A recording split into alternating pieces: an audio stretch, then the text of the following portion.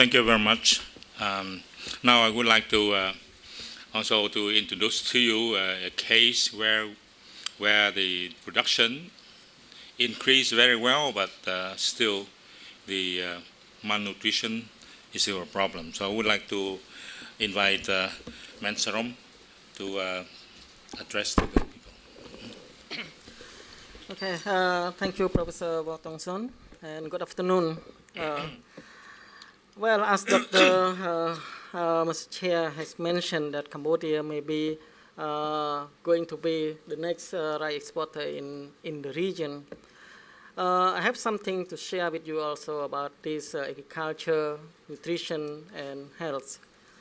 I think by now, maybe every one of us would agree that there is connectivity between agriculture, productivity, nutrition, and health.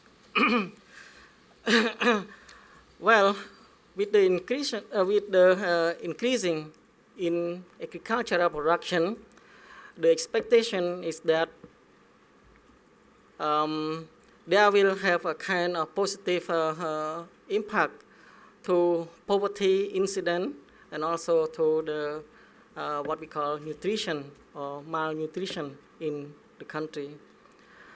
Let me share with you about the experience from Cambodia, where we started after we can call the year zero when the Khmer Rouge government has fallen. During the time when Cambodia relied heavily on assistance from international community. So yes, we receive a lot of food aid. Well, one thing I like to tell you that in Cambodia, rice is almost everything. When we talk about rice, we talk about food. When we talk about agriculture, we talk about rice. And when we talk about nutrition, people also, well, traditionally anyway, refer to rice as well. So rice is almost everything. When we talk about in here, as I said, in the beginning, in the year zero, when we just started after the war, conflict, and everything, then with the intervention of technology and international community, we could achieve self-sufficient. And after that, we have now, as in 2009, it was reported about more than 2 million tons of rice can be is reported as a surplus. So it is really a good thing to learn. But in the meantime, we can say that according to the statistics showed, the reduction in poverty is still not significant. We still have more than 30% of our population living under poverty line of $1 per day. And we have also more than 20% undernourished population. It's still very high. So I think that there is for sure indication of decreasing in poverty and also a decreasing in undernourished people population, but it is not straight line. Okay. Okay. Okay, that's okay. Well, so the complexity of this connectivity, I think, is really more than that, and I'm sure we have been here. Well, we haven't heard. We have heard many stories about this connectivity. So I can just want to say that despite we have good productivity, and productivity is increasing so much in the last decade, but poverty is still there. So intervention from other field, it is required. And I think Dr. Patani has mentioned a lot of that already. Well, with that respect, I just want to share with you about how we are going to fight with that, or maybe the solution that I just think that we need to go. Because my background is more on research side, so I feel that technology intervention is still the main, the primary one that we still need to consider. Why I'm saying that? Because the spy yield is in the last few years, yield or productivity in crop has been increased so much, but yield is not the only thing that we need to have. Yeah.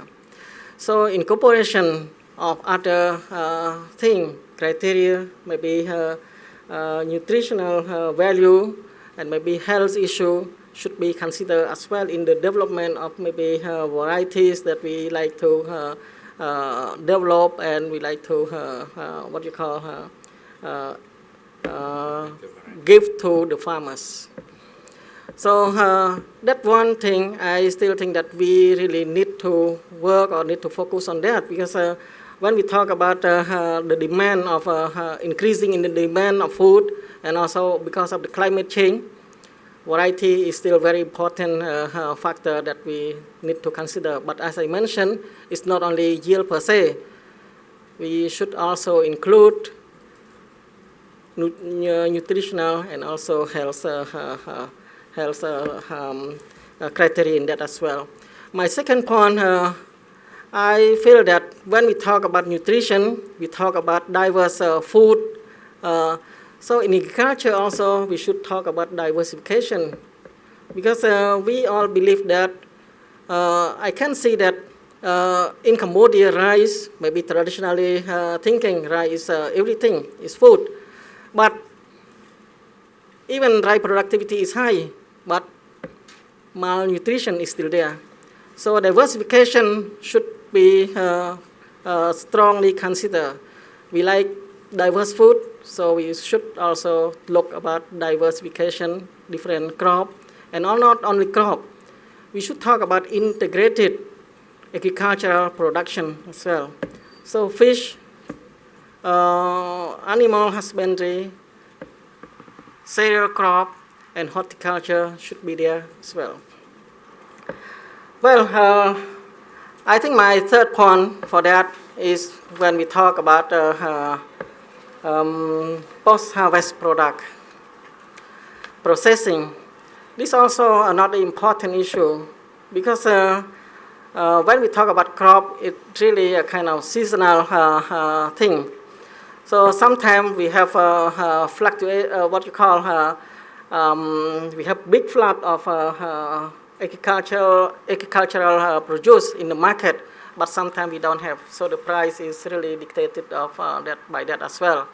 So I feel that processing is another important issue, but also in the processing part, because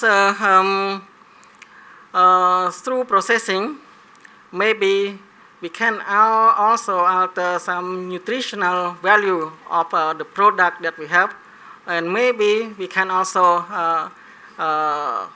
can have some sort of what you call additive that can also be harmful to the health of the people. So I think we need also to have a big attention for that as well. Well, my fourth point, I think training is another issue that we need to consider. I think my time is finished, so thank you very much for your attention. Well, thank you very much, Men. And you can see that the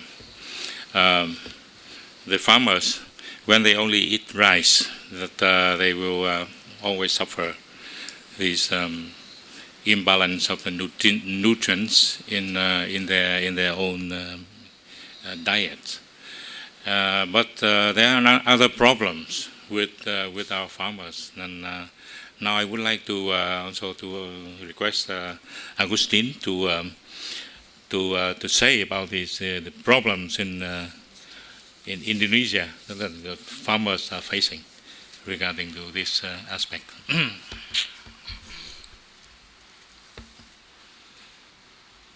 you very much. The mic. Hello. Yes. Thank you very much. Good afternoon, everyone. I'm Agustin from Farmers Organizations, Indonesia.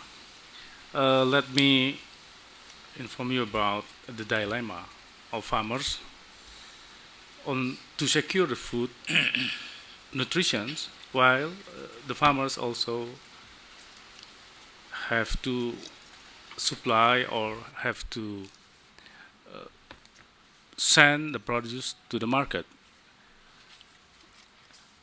As we know that food plays an important role in the Indonesian economy, where the largest part of the population are food producers. And food also has a very big share in the cost of living, as well as small farmers' income. So it affects very much if there's a price fluctuation. And as you know that from the 245 million people are living on agriculture are small family farmers. When the food prices fluctuated, it affects at large the income of small farmers. And the differentiation between food prices in the markets also affect the production as well as consumption patterns. When the farmers couldn't afford to buy rice that they produce, then they have to eat another food, another secondary food. So from the food groups, rice is the most important food consumption as well as production patterns of the Indonesian small farmers. Ladies and gentlemen, the perception of agricultural role is broadly understood as an important state contributor, such as for provider for food security, provider for employment, provider for raw materials for industry, and source of income. But on the path of the economic liberalization, most of the food policies has been brought to the benefit of trade and market opportunities. Policies to access capital, marketing, and input materials were designed as priority, mostly for the commercial and market-driven and food security purposes at the aggregate level. While food for the health and the nutrition, especially for the needs of local poor family farmers, is most likely behind the priority. I couldn't say whether this is considered as important or not important.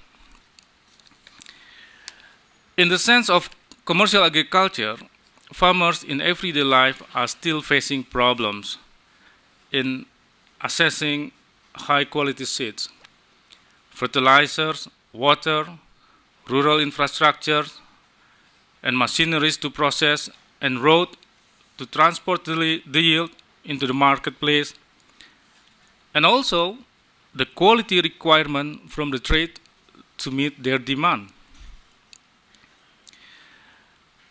The national and local government are very busy. They are busy in developing policies and programs such as financial support for agriculture and marketing, with, among others, an extending various credit schemes or grants and programs related to industrial sector development, such as the challenge to produce various refined agricultural products of higher quality and high value commodities.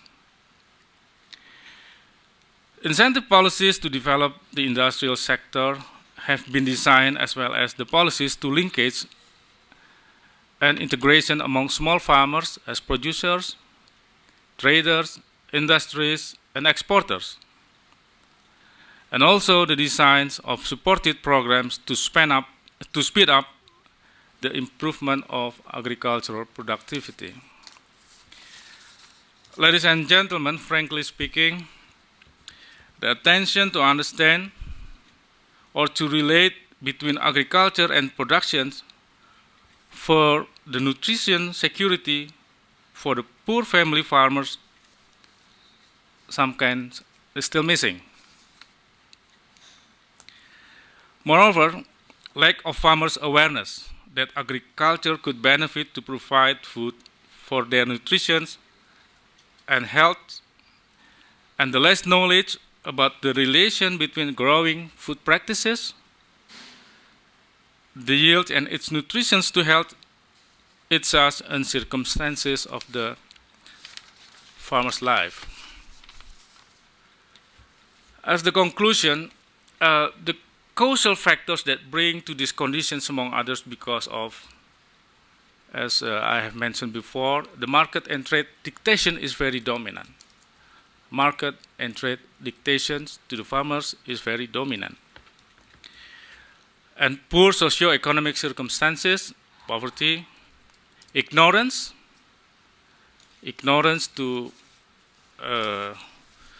use good food with good nutrition, indifference, moreover lack of health education,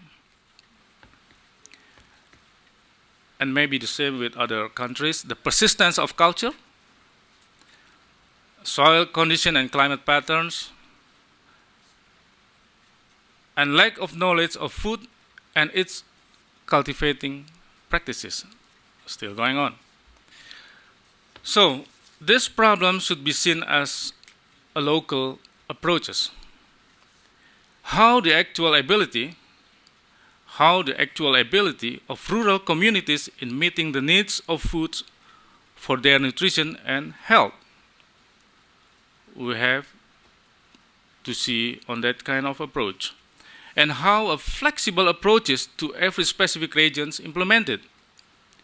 Every region, as we know, that have their own specific.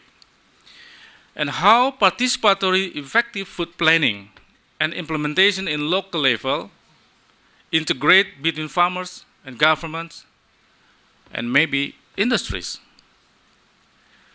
And how in planning, the market and trade not to be put always at the first place, but the needs of nutrition and health for the local family farmers. So it is necessary to dig a new thinking policy of local food empowerment with a multidimensional approach, as our friend from Cambodia have said. And to start improving the food conditions of rural communities is only fitting if done with participatory manner and well attention to socio-cultural issues of local communities. Ladies and gentlemen, the national food policy should be directed to appreciate and support the local food culture, and moreover, utilize the biodiversity resources as the fundament in building the strong access of small family farmers to food that benefit to their health. The last but not least, promote a campaign program in the rural level to raise awareness and to improve the knowledge of farmers, the knowledge of family farmers about the relation between growing food with nutrition and health is a must. Thank you.